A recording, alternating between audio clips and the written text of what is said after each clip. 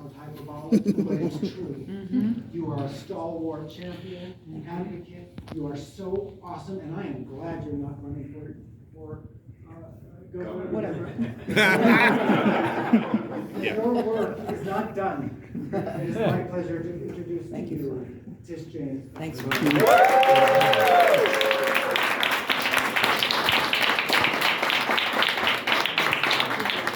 you so much. So let me give you a little history. So with all due respect to our Councilmember Hudson, who is now the council member, there was a time when I was the council member. There was a time when I was at my desk and I received a letter from the state. And the state said that they wanted to basically sell this building to the city. I wrote a letter to the governor and to the mayor at the time and said, transfer this building to the city.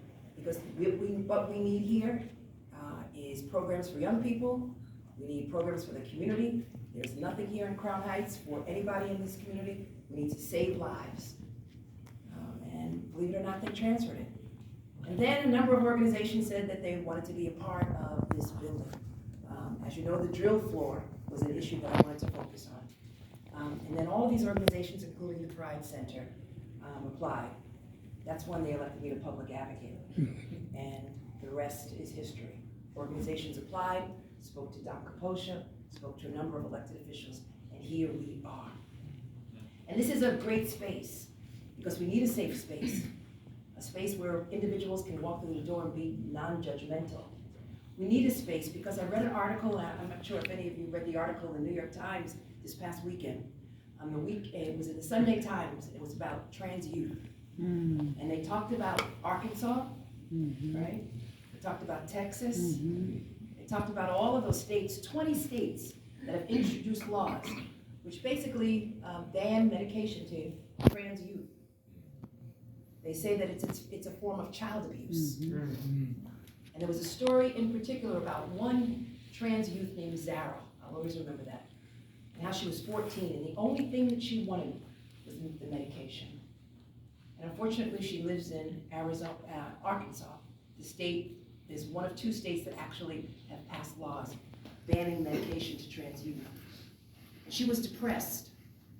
And the reality is that the vast majority of trans youth who can't get medication, who are treated like less than human, are suffering from depression.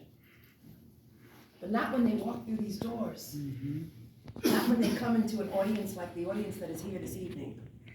Not when they know that they're loved and respected and they're part of the human family and that they can get medication here in New York. And so it's an honor and a privilege to be here, but it's also an honor and a privilege to be here when you honor two of my favorite council members.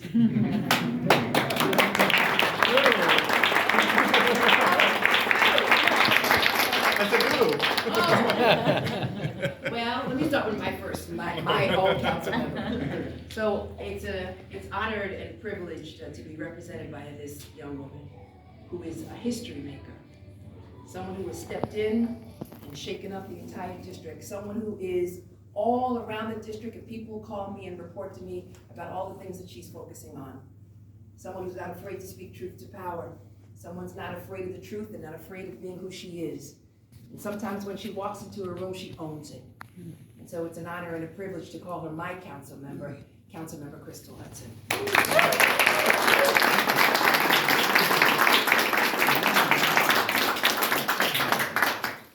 And then there's our neighboring council member. So today, along with Councilmember Hudson, there was a little small victory. There's a building not too far from here where the tenants who had lived in the building all of their lives were arguing and had claimed that they were victims of food theft and they were about to be evicted. Well, that council member called me and said, I need help. What should we do? Can your office assist? We went through the legal documents, Pam, who was running for judge, and today we received a victory in landlord-tenant court. This brownstone, because of his advocacy, this brownstone, which is worth millions, was returned to the original owners and they're in possession. I want to thank Councilmember Che Osei for his great work.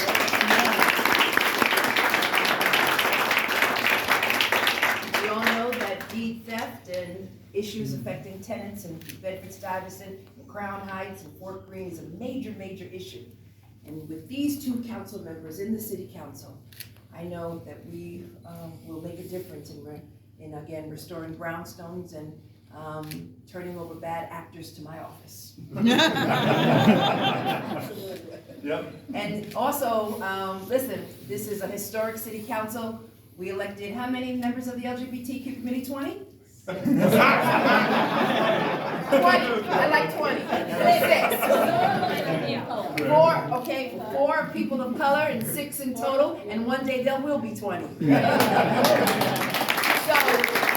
I just wanted to congratulate both of them, congratulate Pride, welcome to Brooklyn. This is absolutely amazing. This is gonna be a great, great space. I welcome everyone. Come in, feel love, be who you are, speak your truth, and just be proud of who you are. Thank you.